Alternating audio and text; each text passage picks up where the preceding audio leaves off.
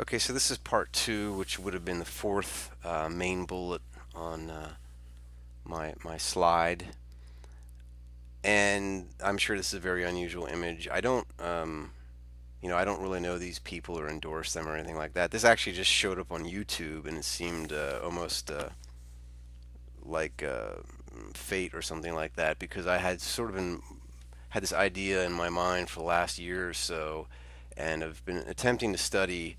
Well, I'll just get to it. Voting with one's feet.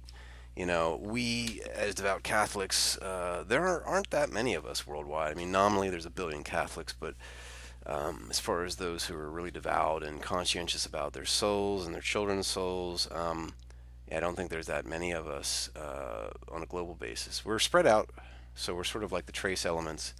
But I kind of always had this idea that, push come to shove, rather than fight or try to make use of the political system, which doesn't seem to really work very well, we might actually want to resort to leaving and sort of consolidating, maybe in another society. So that might sound a little wacky. This guy probably, if I actually listened to the show, this just came up on YouTube and it was just very, very appropriate and timely. So, this guy is the nomad capitalist, and they're talking in this thing, if I actually watched it, about, expatriating basically. So, but it's not really all that crazy because it's been done before. I mean, the Amish are a group who have been in the Americas for about 300 years. They basically have finally settled in Commonwealth countries and the United States for the obvious reason that they're protected by the military and the police forces, but they don't actually have to be combatants. They can be pacifists and they can practice their religion as they wish. Um, and that seems to work for them. But of course, they're obviously an agrarian people, so as long as they can basically apply those skills anywhere. Likewise, the same is true for the Hutterites. The Hutterites spent some time in Russia. They were persecuted from there, and again thrive in the Americas. Um, then there's the Volga Germans, which probably is would apply most to us because they live more modern lifestyles. The Volga Germans were before there was actually a Germany, and there were like lots of little German states, Saxons, etc. Saxony, places like that. I mean, they were just sort of loosely ethnic German people, and they were invited by Catherine the Great, if I remember my history correctly, to settle along the Volga River in a part of Russia that had been reclaimed by the Ottomans. So when Russia got this land back from the Ottomans, basically they needed somebody to, you know, uh, uh, plant and harvest and make the place productive. And the Volga Germans came, and within a few generations, they were very successful. They were basically recruited, headhunted for their skills, but then they were envied by the Russian peasantry and were persecuted. And so now they're dispersed in Brazil, Argentina, some in the United States, other places like that. And I don't really know that they have the identity that maybe the Amish do anymore. But some of them are Catholic and some of them are Protestant.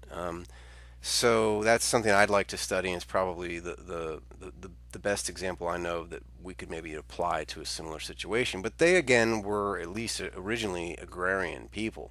That was their skill. So how do we do that? I don't know that we can because we don't have that skill. But with the information age and people working remotely, it's very possible. So this might sound a little batty, but I mean, history shows that people have been pushed to do it before, and if your actual votes don't get you what you need, um, and you might want to vote with your feet. And there's a certain amount you can do with your capital, right? They always say the capital moves where it's treated best, but sometimes you have to move your body and your family to where you're treated best. And that has actually been happening recently in South Africa and Zimbabwe. the the skilled farmers have been persecuted, murdered, pushed out. Some have fled. Some have gone to Zambia, but then some have been invited back because basically what happened was the people, the corrupt politicians like Mugabe, who basically promised the ordinary people, they were going to take this land from the white farmers. It basically turns out that you need skill to farm. So, and if you don't know how to do it, it just doesn't work out. And people were starving, so they actually invited them back.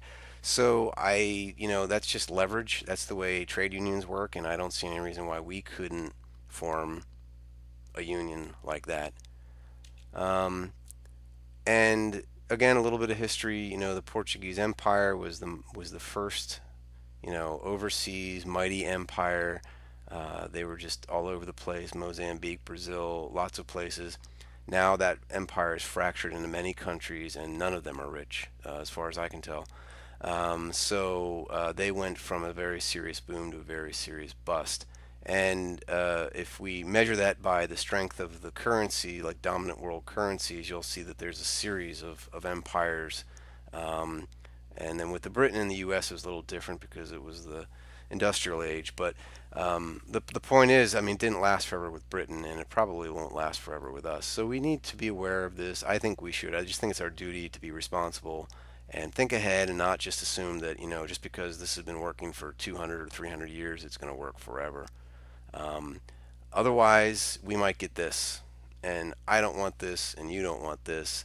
And actually, I'll make another point. Much of what the Christian world, where the apostles went and spread the faith and established Christianity has been missing there for a long time. In many cases, it's the Muslims who control those places, and a group takes over Christianity, and Christianity goes away. And we're talking about our eternal souls, so it's serious stuff. That's the end of part two, and if you want to talk about that or talk about it another time or however you want to handle it, that's fine. Thanks for your time.